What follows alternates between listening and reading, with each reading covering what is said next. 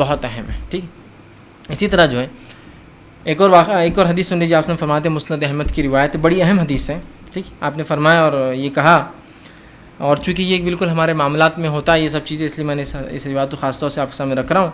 आपने फरमाया जो महर मुकर्रर करे और निकाह करे, जो महर मुकर्रर करे और निकाह करे, ठीक, और दिल में महर देने का इरादा ना हो, नियत नहीं है, जैसे हम सबका अक्सर चलता है आजकल यही मामला है। महर तो मुकर्रर, कितना महर? 1,51,000। अरे तुम्हारी हैसियत है क्या 1,51,000 की? नहीं, बांधो जी, देना किसको है, बांधो, हाँ लिख दो 1,51,000 क्रेडिट, उधार, है ना, देना किसको है, लिख दिया उन्होंने 1,51,000। अब नियत नहीं है देने की। 1,51,000 ही क्यों, 5,000 बोलिए आप जी, 500 बोलिए, लेकिन इरादा देने का नहीं है। तो आप फरमाते हैं जो शख्स निकाह करे और महर मुकर्रर करे, निकाह करे, महर मुकर्रर करे और उसकी अदायगी की नीयत ना हो, तो आप फरमाते हैं उस शख्स ने उस औरत के साथ ज़िना किया।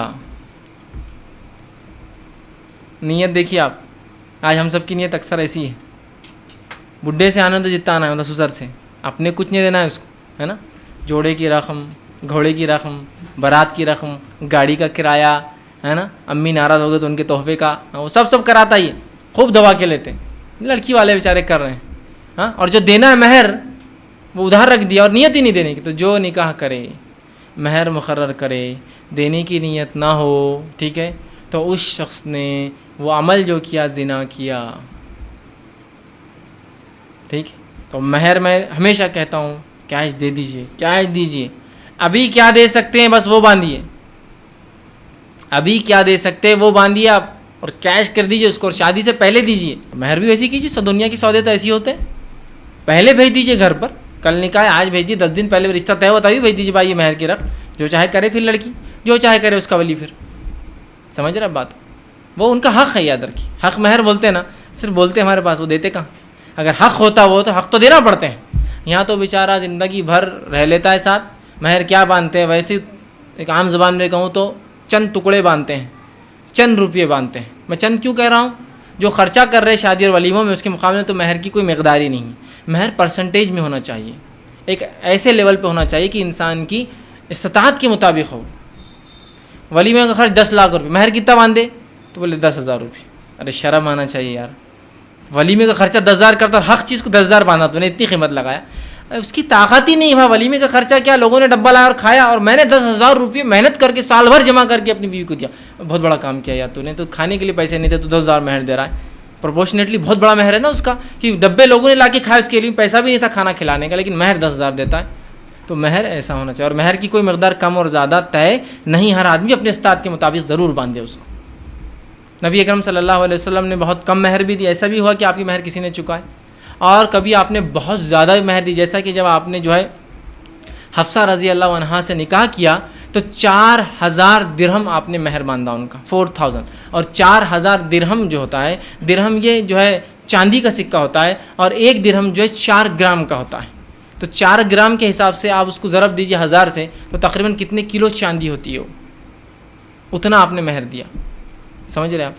तो ऐसा भी आपने किया, कई किलो चांदी हो जाती है आज के लिहाज से, तो ऐसा भी आपने महर दिया। जैसा कि आज के हिसाब से अगर ले ले उसको, तो तकरीबन 1 किलो 600 ग्राम चांदी का वज़न, और 1 किलो चांदी 70,000 की होती है ना, तो उस एतबार से तकरीबन 1.25 लाख रुपये के करीब महर दिया था आपने। और कुछ बीवियों को आपने बहुत कम भी दिया, तो पता चला इस जैसी इस्तात जैसा मामला। इसलिए कि आपको नज्जाशी ने तोहफे में 4,000 दिरहम दिए थे, आपने वो पूरे उनको दे दिए उठाकर महर में। डिपेंड सिचुएशन थी, पैसा था तो दे दिया। समझ रहे आप?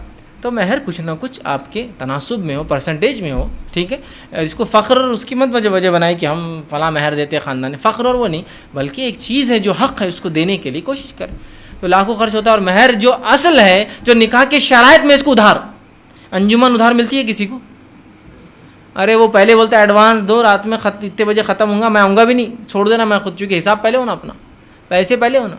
कोई बोल सकता है कि मेरी अंजुमन आज तक उधार है, हॉल का खर्चा को बता दे, मैंने दिया अब तक, उसको मैं जो है लड़ा रहा, उसको आज तक नहीं दिया, मेरी शादी को 10 साल हो गए, अब 2 बच्चे ये हो गए, फलां हो गए, अब तक नहीं बता सकता कोई एक आदमी, पहले एडवांस देना पड़ता है।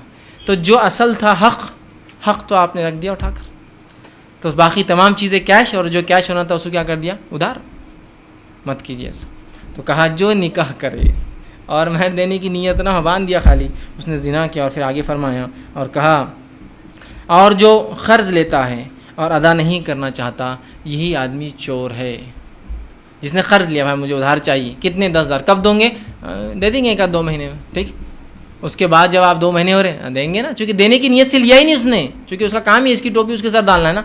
कुछ लोगों की पूरी ज़िंदगी अल्लाह रहम कर ऐसी गुजर जाती, इससे 5, उससे 10, उससे 20, उससे 50, इससे 1 लाख, उससे 2.5 लाख, इससे जैसा आदमी वाला वैसे हाथ मार के ज़िंदगी गुजार लेते हैं। जब इंतकाल पे लोग जमा होते हैं तो सब बोलेंगे कुछ ना कुछ, यार मेरा इतना था, मेरा इतना था, मैं इतना हो जाता है कि उसको सब कुछ ही बेच दे तो नहीं मिलता, पूरी ज़िंदगी गुजार। कहा जो उधार ले और देने की नीयत ना, वही चोर है। रोज़े क़यामत उस पर चोरी का इल्ज़ाम आएगा और इस पर ज़िना का इल्ज़ाम आएगा। समझ रहे हैं बात को? तो ये बड़ी अहम चीज़। अब इस मामले में औरतें सवाल करती फिर हमारी नीयत तो नहीं है, फिर हम पे क्यों इल्ज़ाम आ रहा, उसकी नीयत बुरी है तो उसको ही उसका गुनाह मिलेगा ज़िना का, आपको नहीं। आप तो मजबूर हैं, आप तो मजबूर हैं। यहाँ तो बाप तो मजबूर है, भाई शादी हो जाए बेटी की, इससे बड़ा उसके लिए कोई सफलता नहीं ज़िंदगी में। आज ये हालत है, हमने हालत बना दी ऐसे। तो वो तो बोलता भाई महर तय करो, लाखों तय करो, कुछ भी मत दो मेरे को, मेरे से लो जो होना, बस मेरी बेटी से निकाह करो, एहसान करो। वो तो मजबूर है बेचारा, लेकिन जो मजबूर नहीं है पूछ उनसे है, याद रखिए, ठीक है। तो ये बात मैं समझता हूँ बड़ी अहम है। अब आइए, अगर